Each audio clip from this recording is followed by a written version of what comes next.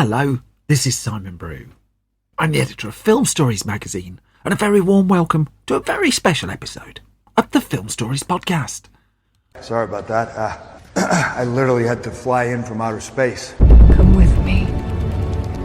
And I show you how deep the rabbit hole goes. And movies that had stories. That the story just sucks them in. This is just the beginning. Stories. We would be honored if you would join us. Hello, and a very warm welcome to Film Stories with Simon Brew. I am Simon Brew. As always, that's all you need to know about me. The aim of the podcast, though, well, it's given away by the title. I'm here to talk of the stories of films, and I tend to talk about development stories, production stories, marketing stories, all the ingredients, really, that go towards making the films that we know and sometimes love. Just that, the films that we know and sometimes love. Now, what you've happened upon here is one of my occasional special episodes of the podcast where I bring in a filmmaker to talk about their body of work or their latest release. And in this case, there's a little bit of both to that, because I'm joined by director Jeremy Garelick, who also oversees his own production company and owns an American high school where he shoots and produces films. So we're going to get into that story. Now, ostensibly, we're here primarily to talk about his latest movie as director, a film called Murder Mystery 2, which is on Netflix now, at the point this has been released, starring Adam Sandler and Jennifer Aniston. I also drop in a film of his I really like, a romantic comedy called The Wedding Ringer that starred Kevin Hart, which didn't have the best critical response, but it's one of my go-to films, really. If I just need a chuckle, I find it an incredibly amusing movie. But most of the chat, as you're about to hear, centres around his more recent work, the films that he never got to make, and also this extraordinary story of a high school. I think that's enough preamble then. So what I'm going to do, I'm just going to play you a clip from the trailer of Murder Mystery 2, and you'll hear my conversation with Jeremy Garelick. The other side of this, I should warn you, he is drinking tea. There are lots of slurps, there are lots of stirs. It was a very thirsty day. Here's that clip.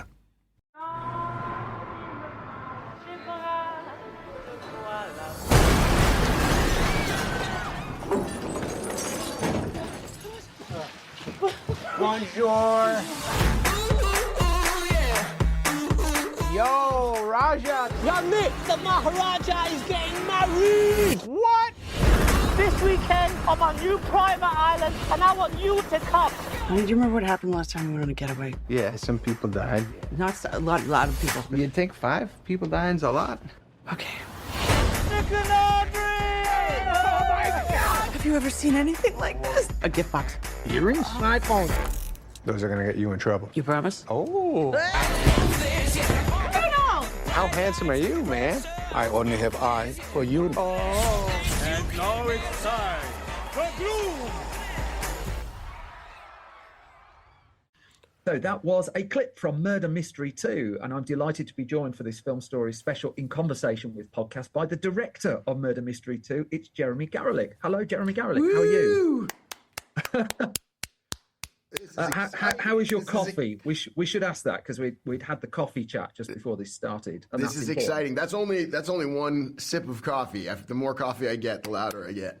So every time I say your name after you've drunk more coffee, you'll get okay. Jeremy You don't even Garelick. have to say my name. You just say your name, and it's okay. That's a good film. That is as well. Your name. So can we start at the end for this conversation? Because I mean, I like to dig into the stories of what's got people to where they are, but where you are at the moment seems quite an extraordinary place, because you're directed Murder Mystery 2, and I don't think it's a massive clickbait exclusive to reveal that you didn't direct the first film and that you've come on to the second one. I'm just wondering, can you give us the story of the how and when you got involved? Because I saw an announcement that it was you in August 2021. I just wonder if you can fill in a bit of that for us. Sure. I mean, I don't really know any of the what happened before I got the call, but I was in Syracuse, New York, working on my production company. We were working on a few movies there. It's called American High. I'm coming to that. I've got lots of questions on that. And got a call from my agent saying, "We got an interesting call. Would you be interested in talking to somebody about directing Murder Mystery 2 with Jennifer Aniston and Adam Sandler?" I said, yeah, sure. And I got on a call with our producer, Trip Vincent, and he sent me Jamie Vanderbilt's script, and I read it, and I then said, sure, let's go through this journey. I did have a conversation with my wife because we have 4 kids, and I said, this is going to be before I embark on this process, we got to kind of be on the same page here. So we've got, I'm going to be gone for a long time, both physically and mentally, even worse than I was before.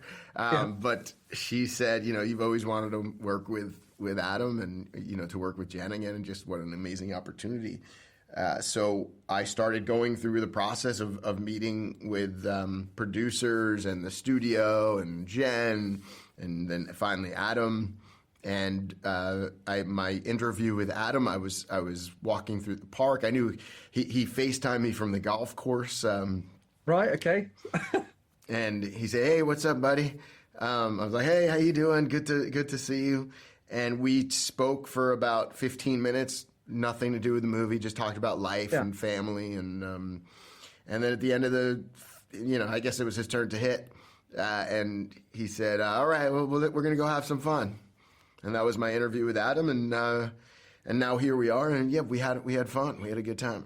So when was all that? Was that about 2 years or so ago then? You know what? We found out summer 2021. I think so. I'm so terrible with time, especially post-COVID. Everything is a little bit of a blur. Yeah.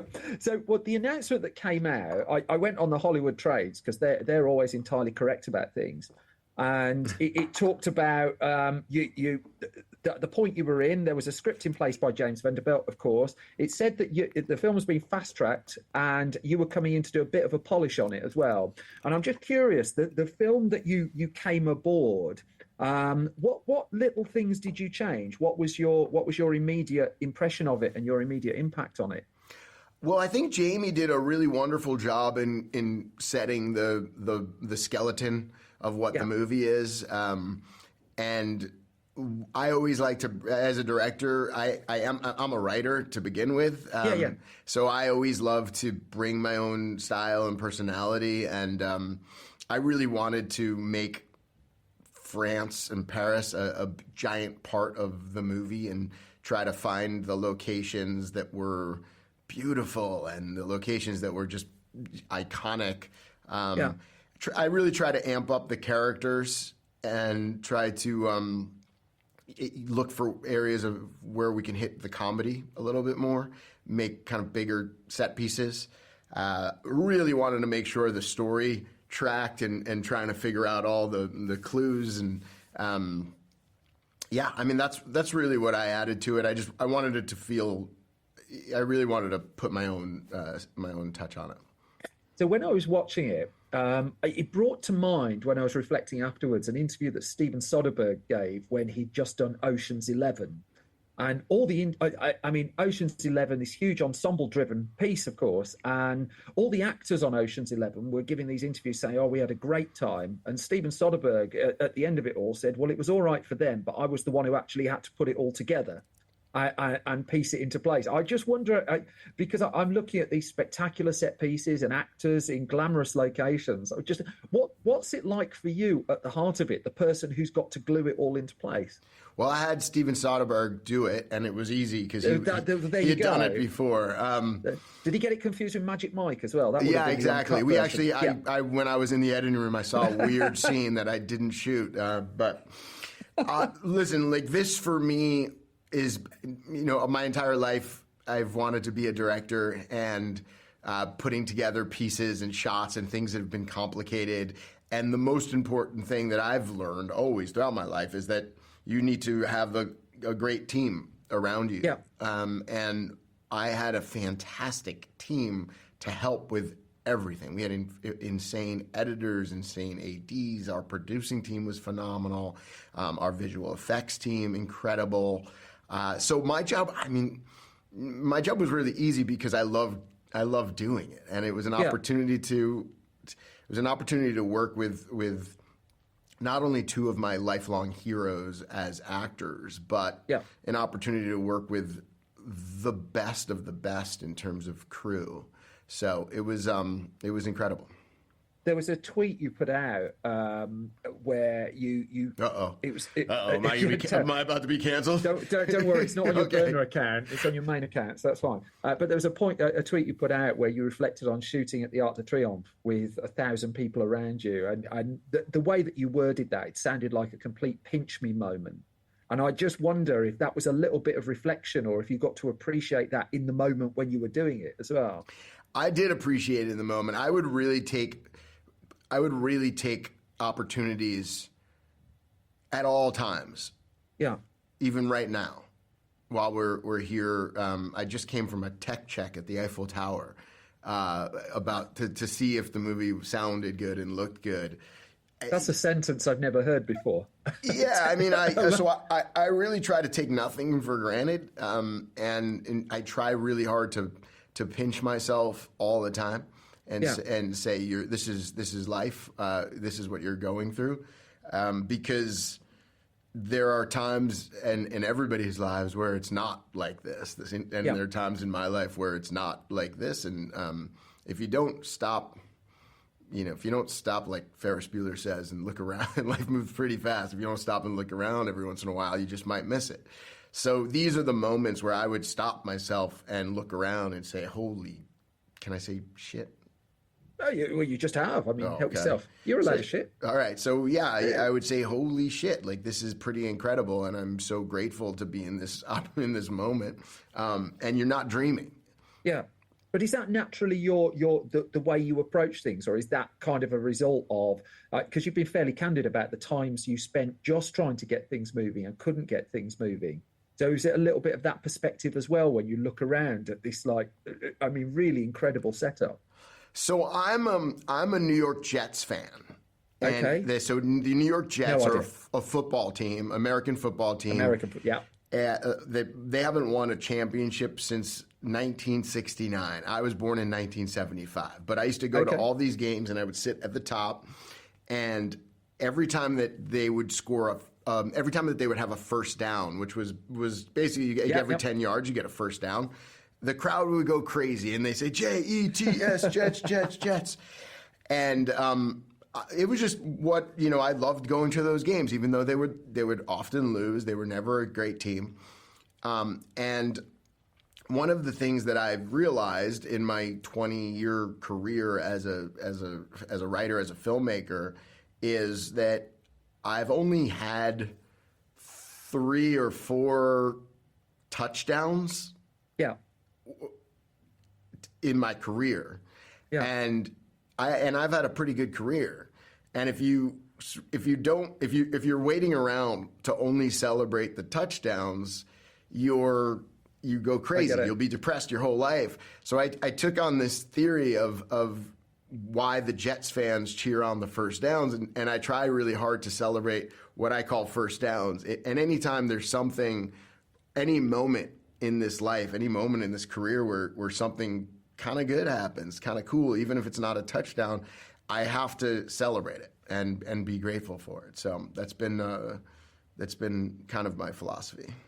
I have to ask this because I'm a huge fan of it. I know I'm supposed to ask about working with Adam Sandler and Jennifer Aniston, which we talked about already, and fans of them both.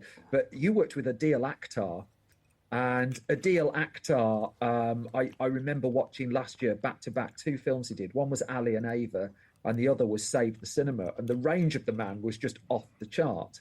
But when he comes into your film, with this really heightened, really explosive character. I mean, please, my question is no more intelligent than tell me a story of working with Adil Akhtar. Well, Adil was incredible, and one of the biggest challenges of working with Adil is that he was in New Zealand working on his show Sweet Tooth, so we had to shoot. We knew we were gonna have trouble with our schedule and bringing him to France, bringing him to Hawaii. So we actually had to write and craft the script around his schedule, which was another thing I had done after the Jamie draft. Is so we really limited Adil's time, his shooting time, and we shot most of Adil separately from the rest of the cast, and then used VFX to combine them in. I also would say that Adil was there on the first 3 days of shooting in Hawaii. Yeah. I got COVID the day before we started shooting. So I've been working my entire life for this moment. I was so ready. I was so ready to rock. And I got a call that my driver had COVID, and I'm like, I'll be fine. I feel great. And then all of a sudden I got the test back, and it said I had COVID, and I felt fine. And then like 2 hours later, it hit me. But I directed the first 3 days, including all the scenes with the deal. I directed that from my hotel room, nice. with my phone's FaceTime, with my iPad was a monitor, and the TV was a monitor. Just how you imagined it as a child, being a film director, sitting in the Bristol, sitting in the Bristol with my fancy coffee. I mean, I'm a big fan of The Wedding Ringer. It's one of the reasons I wanted to talk to you. And from the outside looking in, because I'm always interested with directors, particularly directors of comedy, when it comes to edit rooms, because I find that process completely baffling, about just how one frame or 2 frames here and there can make such a massive difference to the impact of a moment. And with The Wedding Singer, I just laughed my back. The Wedding Ringer and The Wedding Singer, actually, I think I can go on brand with both here. But with both of those, I find those incredibly funny films, but also the timing in them is quite exquisite. When you come to edit something like Murder Mystery 2, appreciating you've worked on the script already, you've shot it as well. But what's the challenge of the edit that you've not hit before? Because there's 2 things that have to work here, to my eyes, not just the comedy, but also the mystery element. I'm just wondering how long it took you to get to that. Well, first of all, I'm a huge Wedding Singer fan as well. One of my favorite movies. Yeah. But it's a cone is the best line in The Wedding Singer. It's just the bit where he's doing the driving instructor bit. I showed it to my kids. It's a cone. There you go. With each film, I learn. I look at every movie as a learning opportunity, and you put a movie in front of an audience, and you see how the audience reacts, and then you go back into the editing room and you watch their reactions. We record where they're laughing, where they're not laughing, where they're leaning in like this, where they're checking their phones, where they're bored, and it really does help, and it teaches me, at least. It gives me that feel of timing, or even if something is kind of funny, it's not funny to me. So for me, I'd rather not have a joke in the movie than have a kind of funny joke. Yeah. With this movie, there is that challenge because it is a mystery, it's an action, it's a romance. But you also want to keep it moving, and we're in a little bit of a different world where people are watching this movie on their couch at home, and people aren't necessarily getting dressed and ready and taking a trip to the movie theater and ordering popcorn, and they've committed in that way, so that you have a little bit more time to kind of in this new world. We're competing not only with every other movie that is out now. You're competing with every other movie and TV show and video from all of history. So people have so many options. No pressure. That you have to get into the movie as quickly as possible, and you can't overstay your welcome. And I think that we try to keep the pace up as to keep it as quick as possible. Is that naturally something you look for in your filmmaking anyway? Just that you don't waste the opening of a film, and that you do try and get us into it as quickly as you can? Yeah, is it particular to... Because, I mean, as you say, this isn't designed... Even though it's shot that way, most of us aren't going to watch it on a big screen. I always try to get into the movie as quickly as possible. I always like to hook the audience with a big laugh up front. And I don't like to be too indulgent on things, but there are moments where there are moments that people will see in the movie where I will linger on a shot to kind of give the audience a little clue here and there. Yes. but yeah, I mean, it was really fun, and just worked with a brilliant editor, Tom Costain, who is just an incredible editor, and Adam and Jen are both very involved in the editing process. With both had incredible notes, and yeah. I mean, I found you on LinkedIn. You're the first film director I've ever found on LinkedIn. Well, I'm an entrepreneur. I'm a businessman. Well, I see this as well. And so, I mean, there's a couple of takeaways from that I got. One of which was that you got a big break as an assistant to Joel Schumacher. And Joel Schumacher is to those of us who never met him, kind of an enigmatic, larger-than-life character. And everyone seems to have a story and a half about Joel Schumacher. So I'm not going tabloidy on it. I'm just wondering what his influence on to work with someone like that early in your career. What's your takeaway from that? What do you learn from someone like him? Well, so Joel, I said to my wife just last night that I wish that Joel was here to see this, because he would have absolutely, he would have felled. It would be how he would say it.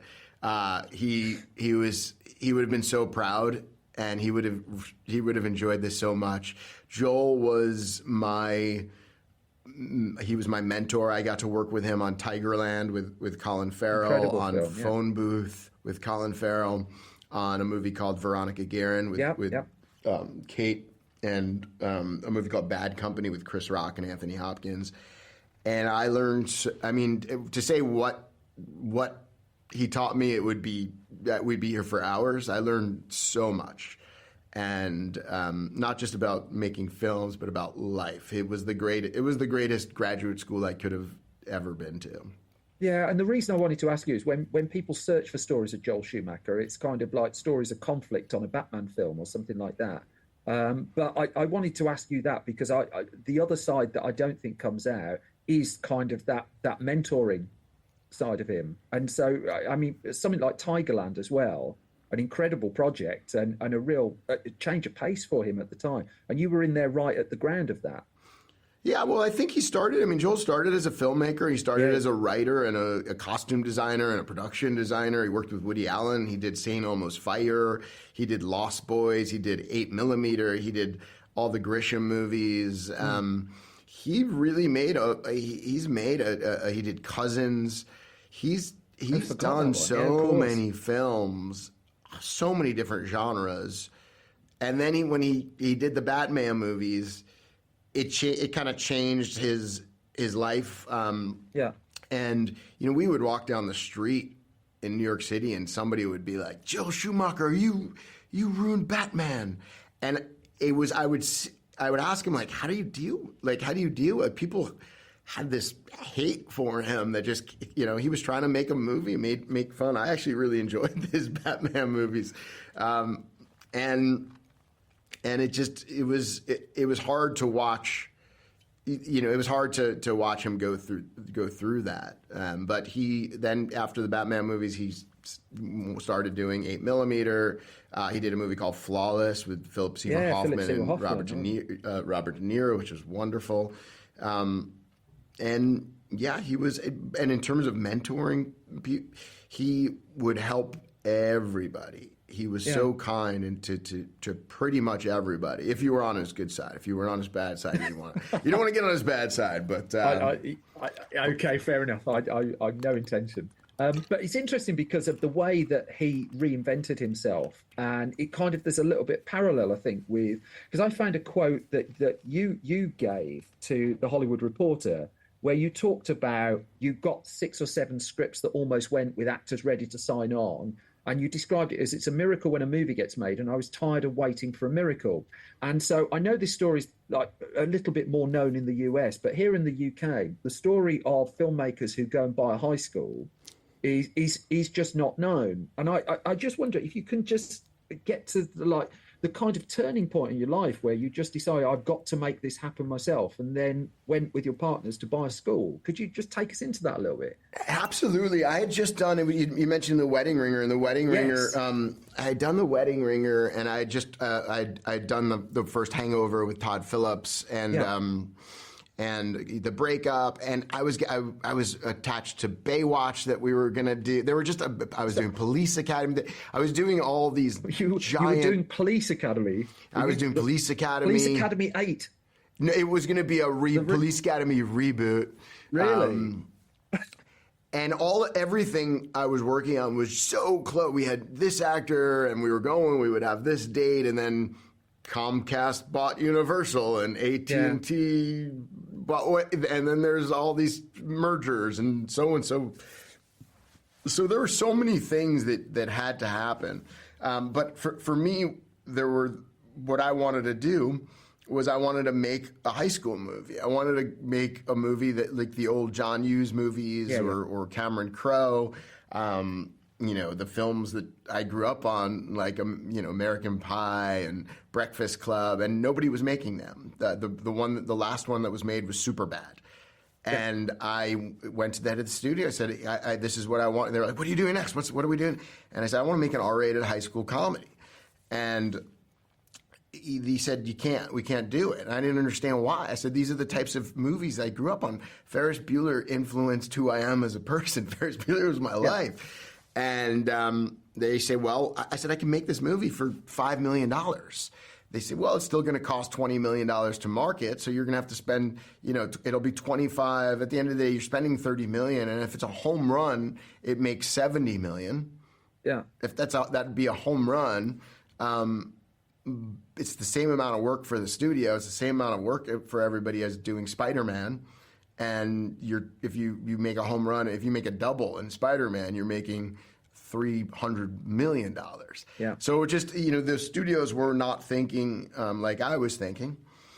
But I put it out there to the world. This is what I wanted to do. I was writing a high school movie, and all of a sudden I had this moment where I was reading all these high school scripts, and I saw that each of the sets were the same in every script. It's like interior hallway, interior gym, interior diner. It was all the same sets. And I was like, I wonder if we controlled the set, if we controlled the high school, could we save a lot of money in making? And so I ran some numbers, and it was pretty phenomenal, the amount of how much money you could save if you shoot multiple high school movies back to back.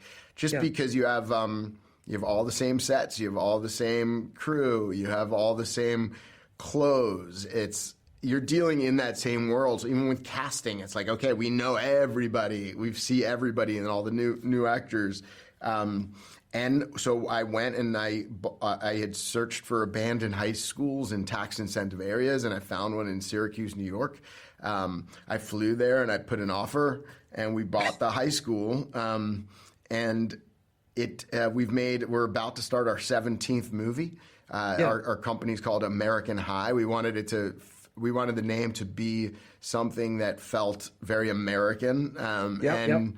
And we wanted the high school experience to be the typical American high school experience. But we wanted to tell stories of, we wanted to tell funny stories, but stories told from the perspectives of people whose voice had not really been heard before. So in the John Hughes films, for instance, you go back and you rewatch those movies, and they're incredible. I love those movies. We grew up in them, but we don't realize that they're pretty just white and straight and kind of racist, a lot of them.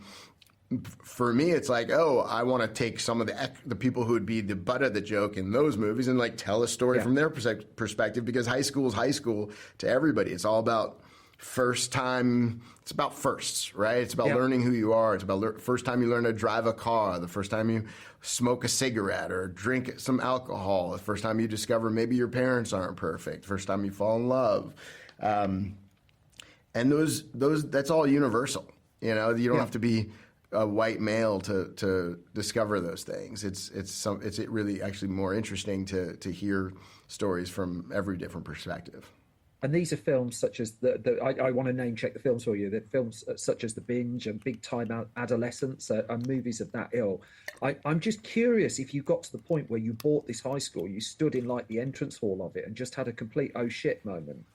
You know, I've just bought a school, or was it just a case of like, you've got it, it's like, let's just get running? How does your head work on that? When you say "oh shit" moment, like a panic moment, It's just or like, oh shit, what have I done? I've just bought a school. No, I mean, you know not what? many people buy schools. You know what? I've always had this.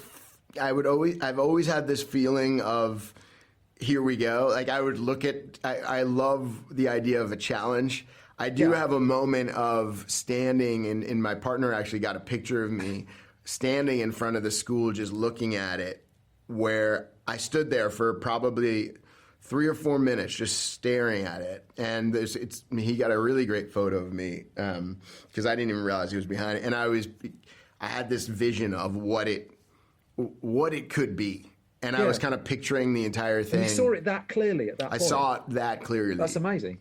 And when I pull up, every single time I get to Syracuse and I drive up and I see 150 cars in the parking lot and the activity and lights coming out of the windows, and I see that I have that pinch me moment, because it's a crazy thing that I did. It's absolutely bonkers. It's nuts. Yeah. And so for anyone listening, because I'm just about to run out of time shortly, I do want to ask you something else. But you are on LinkedIn, and you are actively asking people to send scripts on LinkedIn. I've never seen that before from a high-profile director. You know, certainly not from the director of things like the Wedding Ringer and things like that. But I also want to ask two very quick things. Number one, I mean, The Wedding Ringer was a film that you battled, and I really do like that film a lot. I'm a real fan of that. Thank you. I appreciate it. But that was a film that you had a battle and a half to make, as I understand it, that the earliest version of the script is what got you the breakup, and then it evolved over a period of time. Can you just give me, I'll keep it simple, if you can just give me a story from the point of The Wedding Ringer that's not really come out, because again, there must be a bit of pinch me to that, of finally getting that over the line. Sure. I was actually I was working for Joel Schumacher, and I was shooting second unit on Veronica Guerin in Dublin, and I was on a bus. I had written a script with my writing partner at the time. His name was Jay Lavender, and I was getting on a bus, and I got from somewhere in the countryside in Ireland, and I got a call. I was like, "Oh, this is Ramsey Ishak and Mike Reichereski from United Talent Asia." They were at William Morris. We just read your script, and we loved your script, and I got cut off. And then I literally had no idea what their names were that they said and who they were. So I tried calling. I called William Morris, and I was like, Mike Krzyzewski, who's anyway. They basically said, if you sign with us, we'll sell this. We could sell this in an hour. I'm like, all right, we'll sign with you. And they sent it to Todd Phillips, who at that point had done Road Trip, and he was in the middle of editing Old School. Yeah. And Todd read it and loved it and gave it to the Weinsteins. Oh, he gave it to the Weinsteins and gave it to Vince Vaughn, and who was in Old School with him. And Todd was going to make it with Vince and Will Ferrell as a follow-up to Old School. But at the time, the Weinsteins didn't want to do it with Vince. But Vince basically said, I got another idea I want you to write for me about a couple. It starts as a couple that breaks up. And it's a couple that breaks up. And I didn't know what that movie was, but I wanted him in our other movie. I wanted him in The Golden Tux. So I ended up, we were just like, great. And then I went to New York and started dating my now wife and just started picking fights with her. And then I would write. I'd be like, okay, great. Let me go in the other room and write this down. And that became the breakup, which I was lucky enough to meet and work with Jennifer Aniston for the first time.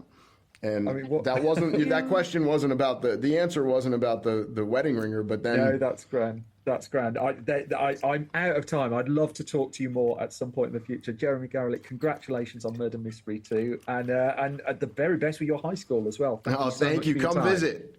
I will. I'm there. Take care. Thank you.